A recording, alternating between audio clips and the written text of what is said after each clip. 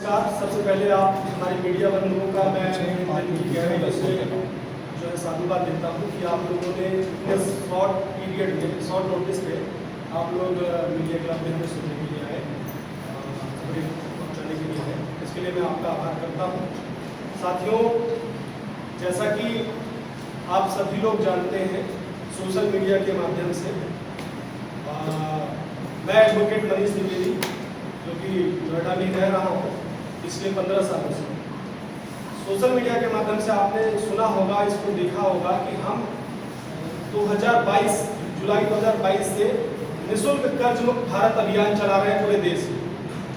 क्या निःशुल्क कर्ज मुक्त भारत अभियान था?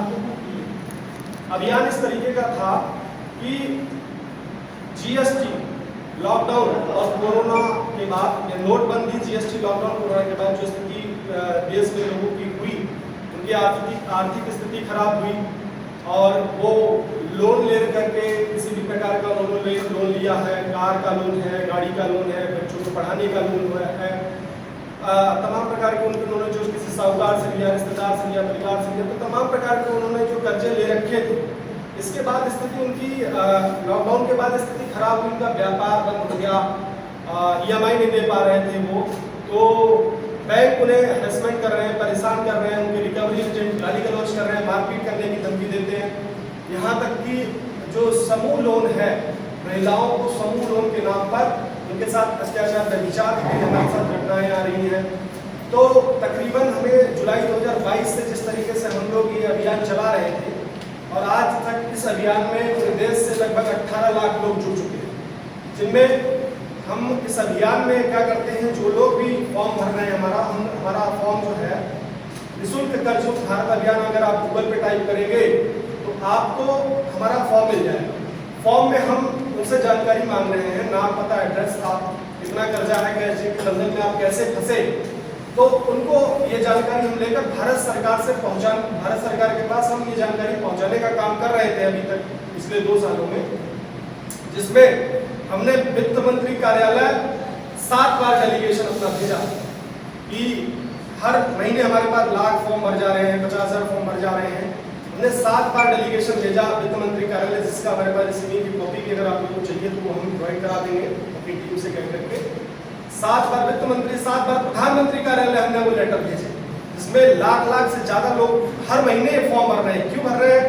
अच्छा, ये अभियान निःशुल्क है, किसी भी प्रकार का कोई चार्ज नहीं है, ना हम अभी भी ले रहे हैं, ना आगे लेंगे, ना हमारा ऐसा कोई मंशा है। तो हमारी टीम पूरे देश में काम कर रही थी और हम इसको 7 बार प्रधानमंत्री कार्यालय भेजा। 8वीं बार जब भेजा प्रधानमंत्री कार्यालय के ऑफिस से जो है इसको मना कर दिया गया कि नहीं, अब डाटा कलेक्ट नहीं हम करेंगे और आप जो है रुख जो अपनाना है वो अपनाइए। उसका कारण रहा चुनाव बीच में आ रहा था, जो हम लोगों को पता चला। इसके बाद फिर हमने प्रधानमंत्री के बाद फिर हमने PIL लगाया।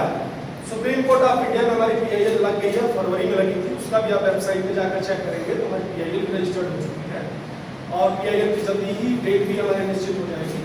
हम सुप्रीम कोर्ट भी का भी हमने दरवाजा खटखटाया। इसके साथ ही हमने 8 अगस्त 2023 को हमने जनता का आह्वान किया रामलीला मैदान पर, जिससे आप लोग मीडिया के साथी हैं तो जरूर जानते होंगे कि वहाँ करीब 3.5 से 4 लाख लोग पूरे देश से चलकर आए, जिसे हम लोग कोई पैसा नहीं, कोई कुछ नहीं, वहाँ कोई प्रबंध हम लोगों ने नहीं कर पाए, क्योंकि हम लोग आम सामान्य परिवार से लोग हैं, कर्जे वाले लोग हैं। तो वहाँ पर 3.5 से 4 लाख पब्लिक, कोई बस से आ रहा है, कोई ऑटो से आ रहा है, कोई अपने व्हीकल से आ रहा है, जैसे जिसकी इच्छा थी उस तरीके से लोग आते रहे। और देखकर हमें ये बड़ा ताज्जुब लगा कि वास्तव में इतने ज़्यादा लोग परेशान हैं और वहाँ हम उनको जो है सिग्नेचर कैंपेन चला रहे थे, इसलिए हमने बुलाया था।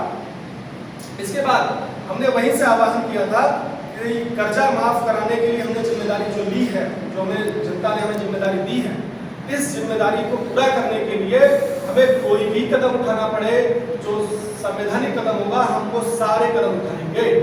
हम एक व्यक्ति का 1 रुपए का कर्जा या तो माफ कराएंगे या उसे समय दिलवाएंगे 2 साल का, ताकि उसे जो है अपनी स्थिति से बाहर निकल सके। साथियों, मैं आपको बता देना चाहता हूं कि जिस तरीके से प्राइवेट फाइनेंसरों ने, बैंकों ने लोगों को लोन प्रोवाइड करा करके उनको मानसिक गुलाम बना दिया है, मानसिक गुलाम। मैं आपको मैं आपको ये विश्वास दिलाता हूँ और आपको मैं साक्ष्य भी दे सकता हूँ, हमारे पीछे हमारे साथ जो बैठी टीम है ये कोई पॉलिटिकल लोग नहीं है, ये सभी कर्जे वाले लोग हैं। आप कोई किसी का 6 करोड़ का कर्जा है, किसी का 3 करोड़ का कर्जा है, किसी का 2 करोड़ का कर्जा है, किसी पे पूरे दिन हजारों फोन आ रहे हैं। कहने के बाद ये प्रतिक्रिया आती है सामने से कि अगर कर्जा लिया है तो देना तो पड़ेगा ही, ऐसा सामने सबका। हम ये नहीं कहते देना नहीं पड़ेगा, हम ये चाहते हैं सरकार से, हम देना चाहते हैं, हमारे व्यक्ति देना चाहते हैं, परंतु उन्हें अगर 2 साल का समय मिल जाएगा तो वो कम से कम अपनी मानसिक जो दबाव है उससे बाहर निकलेंगे और आपकी EMI जो भी बनती है वो जरूर देंगे और बैंक के जो अनाप शनाप चार्जेस है उसको हटाया जाए, रिमूव किया जाए, ऐसी हमारी मांग है। साथ ही जैसे ही हमने रामलीला मैदान में ये कार्यक्रम करने के बाद हमने देश के सभी राजनीतिक पार्टियों को लेटर लिखा, आप हमारे इस कर्जा मुक्ति अभियान में हमारा समर्थन करते हैं, सहयोग करते हैं या नहीं करते हैं, उनका भी जवाब किसी का नहीं आया। ये हमारे लिए इस तरीके की सूचना रही। इसके बाद फिर हमने नेक्स्ट कदम उठाया, हमने देश के 543 सांसदों को लेटर लिखे, 543 के 500 सांसदों को लेटर लिखकर हमने उनका आह्वान किया कि आप हमारे इस मुद्दे को सदन में मत उठा दीजिए। आप अगर सदन में उठा देंगे तो हमारी बात कम से कम जनता की जो बात है वो उस मुद्दे पर चर्चा होगा, उस पर बहस होगा, बिल पास किया जाए, क्योंकि ये सरफेसी एक्ट के कानून के तहत जो ये कार्रवाई की जाती है उसमें ही हम बदलाव। तो नमस्कार, मैं एडवोकेट मनीष द्विवेदी, अखिल भारतीय परिवार पार्टी से सांसद प्रत्याशी गौतम बुद्ध नगर, जो मेरा चुनाव चिन्ह केतली है। साथियों, आज का प्रेस वार्ता जो है हमारा जो है अपनी मुद्दे को रखने के लिए किया गया और जनता को जागरूक करने के लिए किया गया कि ताकि जन जन तक इस जो समस्या वास्तव में समस्या है इसका समाधान करने के लिए हम प्रयास कर रहे हैं। सदन में जाकर हम आपके मुद्दे को उठाने का काम करेंगे। जन जन तक जो भी कर्जे से परेशान लोग हैं उन्हें हम कर्ज मुक्त भारत अभियान के तहत उन्हें कर्जे से निकालने का काम करेंगे। साथ ही उन्हें 2 सालों का कम से कम समय मिले, ऐसा हम प्रयास करेंगे। कर्जे के अलावा और क्या समस्याएं मिली आपको गौतम बुद्ध नगर के लोगों की? जी, कर्जे के कारण हमें काफ़ी समस्याएं यहाँ की मिली, जैसे कि सड़कों की स्थिति बहुत ज़्यादा खराब है, स्कूल कॉलेज जो है वो सरकारी कॉलेज वो कार्यरत नहीं है और शिक्षा की व्यवस्था जैसा मैंने बताया स्कूलों के लिए, और स्वास्थ्य की स्थिति जो है सरकारी जो हॉस्पिटल है उनकी स्थिति बहुत ज़्यादा खराब है और प्राइवेट हॉस्पिटल तो काफ़ी हैं लेकिन वो भरपूर भी हैं, लेकिन उसमें जो उनकी फीस है बहुत ज़्यादा है, जिससे आम जनता उसमें जो है अपना इलाज नहीं करा सकता। तो हमारी जो मेन मुद्दा स्वास्थ्य, शिक्षा और सड़क व्यवस्था, पानी और जो है मीटर को लेकर के है, इस तरीके की हमारी जो है। मनीष जी, एक बात बताइए, आप पेशे से एडवोकेट हैं, आपका मेन मुद्दा कर्जा मुक्त भारत और कर्जा मुक्त जनता कह रहे हैं आप। जो रिकवरी वाले जो बेचारे कर्जा ले लेते हैं, गरीब जनता उसको नहीं चुका पाते, रिकवरी वाले आके उनको परेशान करते हैं, पेशे से एडवोकेट होने के बाद भी क्या आपने कोई ऐसी टीम गठन करी या उनके लिए फ्री कानूनी सलाह आज तक आपने कितने लोगों को दी? जी हाँ, मैं ये भी बताना चाहता हूँ, हमारे तरफ से निःशुल्क उनको ट्रेनिंग दी जा रही है कि आप कर्जे से कैसे बाहर आ सकते हैं, जिसमें 20 तरीके के रास्ते बताए गए हैं, उन रास्तों पर चल करके। इसके साथ ही मैं पेशे से एडवोकेट होने के साथ ही हमारी पूरी टीम निःशुल्क कर्ज मुक्त भारत अभियान की तरफ, अगर हमारे सोशल मीडिया प्लेटफॉर्म को आप टच करेंगे तो आपको पिछले 2 सालों से निःशुल्क किस क्या क्या रास्ते हैं, जनता को क्या क्या जानना चाहिए, जब रिकवरी वाले परेशान करते हैं उनको क्या कदम उठाने चाहिए, उस सारे तरीके बताए जा रहे हैं। हजारों आपको वीडियो मिलेंगे जो निःशुल्क दिए जा रहे हैं। किस नाम से आपका social media platform? Manish Dwivedi Bharti के नाम से आप सोशल मीडिया पे जा सकते हैं। ADV_Manish_Dwivedi_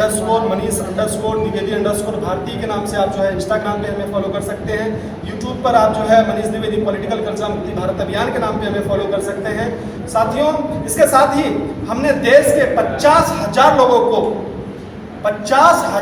को हमने जो है आत्महत्या करने से बचाया है, जिसमें से हमारे साथी भी कई हैं, आप इनका भी इंटरव्यू ले सकते हैं, पूछ सकते हैं किस तरीके से आत्महत्या करने जाने वाले व्यक्तियों को हमने उनको जो है बाहर हम आत्महत्या करने के लिए न दे करके उन्हें हम बाहर खींच कर के लाए और आज वो हमारे साथ हैं, हमारे समर्थन में है, हमारा सहयोग करते हैं, क्योंकि हमारा जो मुद्दा है, हमारी जो मांग है वो जेन्युइन मांग है, सही मांग है, उचित मांग है, इसीलिए सब हमारे साथ हैं।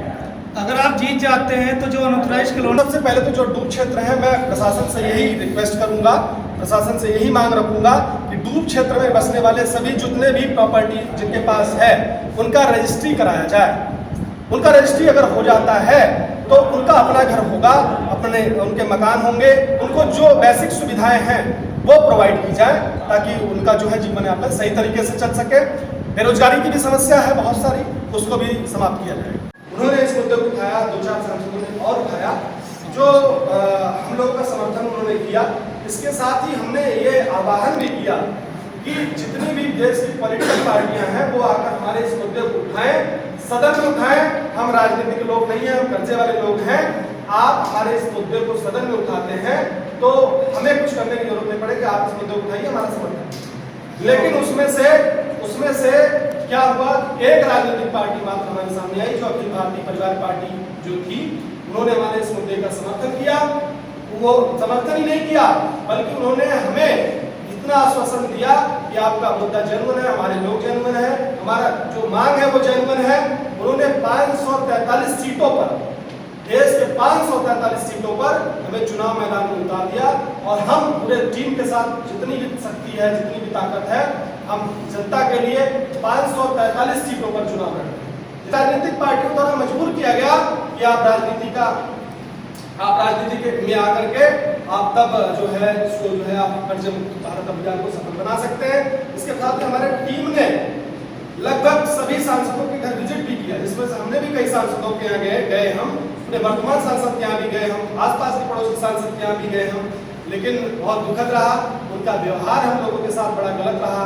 उनका ये इस तरीके का लोगों का कहना था कि अगर आपने अपमान भरत शब्दों का इस्तेमाल किया, उन्होंने जो हम मीडिया में तो नहीं कर पा रहे हैं, परंतु उन्होंने ये कहा कि अगर आपके अंदर ज्यादा जो है दिक्कत हो रही है आपको कर्जे वालों से, तो आप स्वयं सांसद का चुनाव आ रहा है, सांसद का चुनाव लड़ करके आप आइए मैदान में और कर्जा माफ करा लीजिए।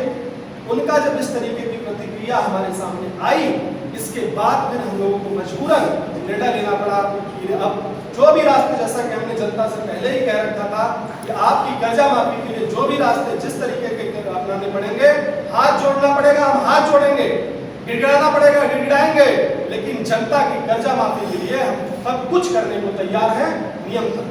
साथियों, समर्थन किया। कर्जे की समस्या बहुत गंभीर समस्या है और इसमें हम उनको निःशुल्क वीडियोस के माध्यम से ट्रेनिंग दे रहे हैं।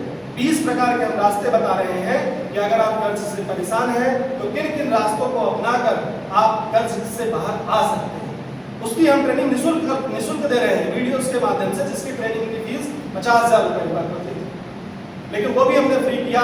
इसके साथ ही हमने सोशल मीडिया पर वीडियोस 13 एक्ट का अगर 13(2) का नोटिस आता है तो आपको क्या कार्रवाई करनी है, 13(4) का नोटिस आता है तो आपको क्या कार्रवाई करनी है, रिकवरी एजेंट आपको परेशान करता है तो आपकी क्या कार्रवाई करनी है, अगर आपका घर सीज हो गया तो आपको क्या कार्रवाई करनी है, अगर आपका घर नियमता नहीं सीज किया गया तो उसके लिए हम क्या प्रक्रिया अपनाना है।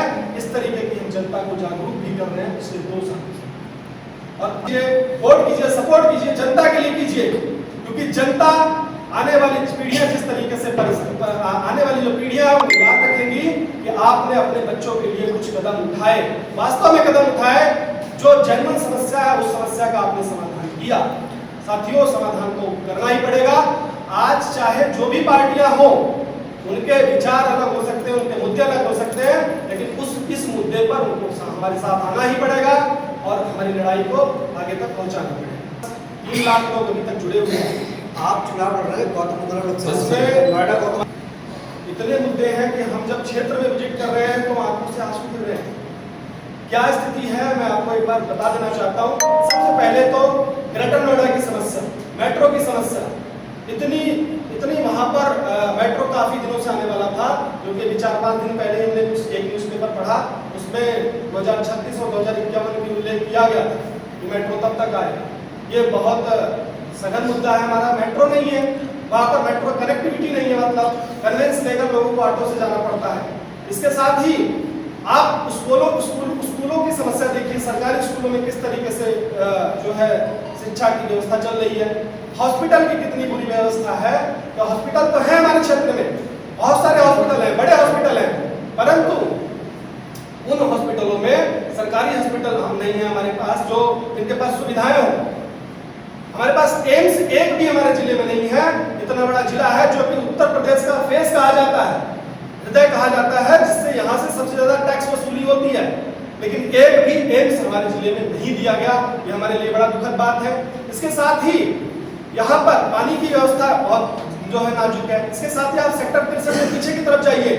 सेक्टर 63 का मतलब है कि इलेक्ट्रॉनिक सिटी जिसका नाम दिया गया, लेकिन ये बड़ा दुख हुआ मुझे इस बात को देखकर, जब आप सेक्टर 63 की तरफ पीछे की तरफ जाएंगे तो वहाँ गलियां बहुत उसकी बदतर स्थिति है।